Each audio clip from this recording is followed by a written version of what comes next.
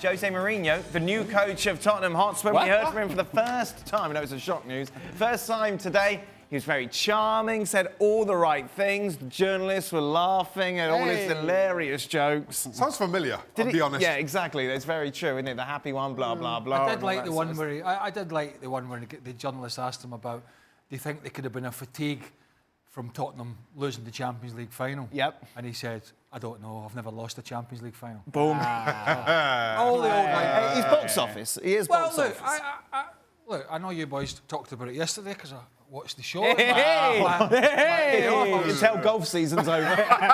So, albeit it was 11 o'clock this morning when I watched it, both of them said, but I'm intrigued.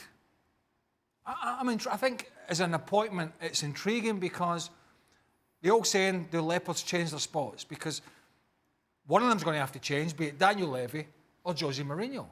Now, if we believe Levy won't spend money, and I think they've already said we're paying huge chunks of this stadium off, there isn't anything to spend in January, I believe, then he's going to have to change from what we saw at Chelsea, but in particular Man United. Yeah. Because he has to accept, and he must have accepted, what he has there at the moment is pretty much what he's going to have to work with. Yep. And he's been quite, not that he's going to do anything else, but he said, well, I quite like this squad, which is interesting because Pochettino's been saying, we don't have enough.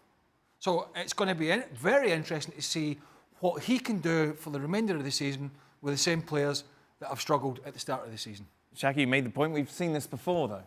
This charm. I saw it up close and personal. Yes.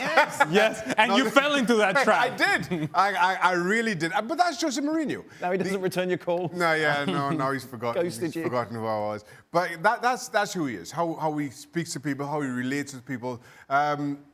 He draws you in all honesty. But whether Spurs win games or not is not going to be dependent on how he deals with the media and people who show up at his press conferences. It's going to be what he gets out of this team. And I think that's the big question. And as we sit here, I'm trying to think of whether Jose Mourinho came in to any job, certainly not recently, I can remember, kind of mid-season as he is now, and how he had to deal with a current squad that was quite clearly underperforming. This is a big ask for Jose Mourinho, and one that we haven't seen him have to answer before.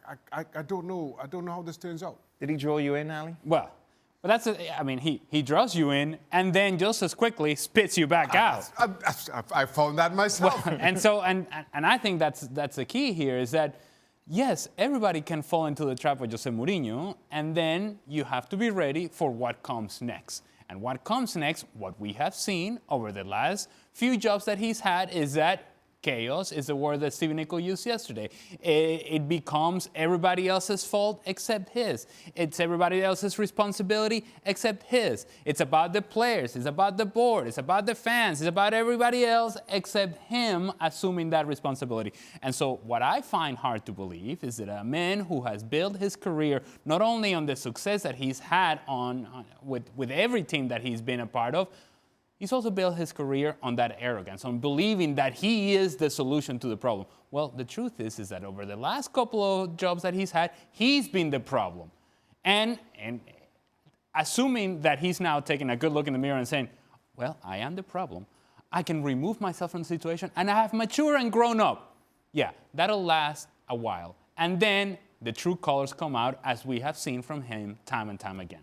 It makes Tottenham more interesting to watch. Well, yes. Oh, it makes everything more interesting. Tottenham are a good side to watch. They're a big club, but they haven't had much success. The trophies will tell you that. It makes them an even more interesting watch. You can't discard his resume. Yep. The trouble is he still got that. Is he still got that infectious ability to change players? It was a struggle for him at Man United, albeit probably with a worse team. But he had some. I heard Mark Ogden talking yesterday. He won the Europa League. He won the League Cup. Yep. Did you need Mark to tell you that? Sorry? Did you need Mark to tell you that? No, but I think he was making a point. Right. And you were trying to argue with him. Well, it was a valid argument. Well, what was it? Mark was did he have success at United, yes or no? Did he have success? Yes, but Mark's point was he'd be a hero at Spurs if he won the Carabao Cup. I missed that part. No, I didn't. But I think that's a stretch. But I think at the end of the day, we'll find out if the last 2 to 3 years were a little blip in the Mourinho character, or whether this flaw is just going to carry on all the way now, because he can't do it again. He has to change. Last chance. Well, I don't know if it's last chance at club, maybe at club level, but it just has to change. And we'll find out quickly. If Tottenham continue with this run, we'll find out quickly if he has. How does he have to change? Well, I think his demeanour has to change, because he can't. His demeanour at Man United in the end was just so much doom and gloom that it just dragged everybody down. I understand it wasn't all his fault, but it's all right going in there with an arm around people and hugging and shaking hands and getting the old manager left for the first game or two. What about 2 months, 3 months' time? You know, so when you're not getting players. So he will have to change the throwing under the bus, which is discussed yesterday. Yeah. That cannot happen here at this club, because he won't be able to go out and spend the money that he was able to spend at Man United. What about style? He says he's going to stick to the same style. Can that work on the pitch? Well, I don't think this Tottenham team have got a group of players that can play much differently. Right. To be honest with you, they've got a lot of attacking players. They're struggling in the middle of the park at the moment. And Ndombele's been poor. Yeah. I don't expect him to. I don't expect Rose to play. I don't expect Vertonghen to play because he's been out injured. He's supposed to be available. I don't expect Ndombele or Dyer to play. Who the hell's put this team up? I don't know. I don't know. Are we playing? Who's playing? Who have we got playing? Ndombele has been poor, and Eric Dyer has been towing a grand piano. But Mourinho tried to get Dyer, didn't he, when he was at United? He likes Dyer. Well, Eric Dyer might have been playing a lot better then. Right. Eric Dyer has been terrible, and so has Ndombele. I would go. I personally think Christian Eriksen might come back in. Yep. Because although he's going to probably leave the club, Mourinho, he's not stupid. He knows he needs to get the best out of him in the final 6 months of the season, because he can pull strings for Tottenham. He can pull strings for Harry Kane. He can pull strings for that front three. There's no point continuing with him sitting on the side. I know he's not been playing well, but part of the job now for Mourinho is to get the best out of him, because this Tottenham team needs someone that can link midfield and attack. Sid Lowe with us. Sid, of course, during his time at Madrid, that's when his kind of crown started to slip, wasn't it? And since then, you feel he's always been battling to silence his critics. Do you think this could work?